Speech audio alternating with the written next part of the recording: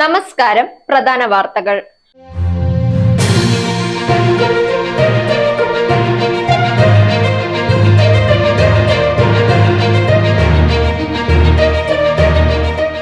മോദിയുടെ വർഗീയ പരാമർശം വിഭാഗീയത സൃഷ്ടിക്കാനുള്ള ശ്രമം. പ്രകാശ് കാരാട്ട്.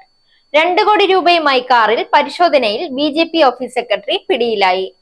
ചെസ്സിൽ ചരിത്രം കുറിച്ച് 17-കാരനായ ഇന്ത്യൻ താരം അമേരിക്കയുടെ ലോക 3-ാം നമ്പർ താരത്തെ അട്ടിമറിച്ചു.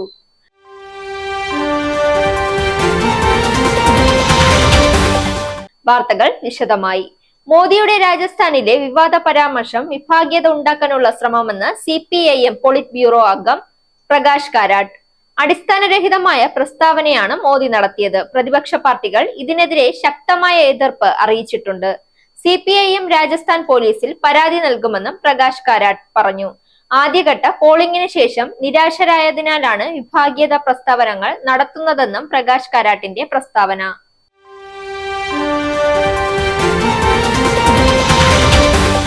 നിയമവിരുദ്ധമായി കാറിൽ കൊണ്ടുപോയ വൻ തുകയുമായി ബി.ജെ.പി. ഓഫീസ് സെക്രട്ടറിയെ പിടികൂടി. കർണാടകയിലെ ചാംരാജ്പേട്ട് മണ്ഡലത്തിലെ തെരഞ്ഞെടുപ്പ് സ്റ്റാറ്റിക് സർവലൻസ് ടീം നടത്തിയ പരിശോധനയിലാണ് ഇവർ പിടിയിലായത്. വൈകുന്നേരം 4 മണിയോടെയായിരുന്നു സംഭവം. ബി.ജെ.പി. ഓഫീസ് സെക്രട്ടറിക്കൊപ്പം മറ്റു 2 പേരും കൂടി അറസ്റ്റിലായി.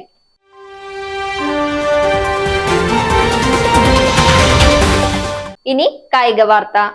ചെസ് ടൂർണമെന്റ് ചരിത്രത്തിൽ അഭിമാന നേട്ടവുമായി ഇന്ത്യൻ താരം. ഫിഡെ കാൻഡിഡേറ്റ്സ് ചെസ് ടൂർണമെന്റിൽ ഇന്ത്യയുടെ ഗുകേഷ് ചാമ്പ്യൻ. 9 പോയിന്റുമായി മുന്നിലെത്തിയാണ് ഗുകേഷ് ടൂർണമെന്റിലും ചെസ് ചരിത്രത്തിലും നേട്ടം കൈവരിച്ചത്. കാൻഡിഡേറ്റ്സ് ടൂർണമെന്റ് ജയിക്കുന്ന ഏറ്റവും പ്രായം കുറഞ്ഞ കളിക്കാരനാണ് ഇപ്പോൾ 17-കാരനായ ഗുകേഷ്. വാർത്തകൾ അവസാനിക്കുന്നു.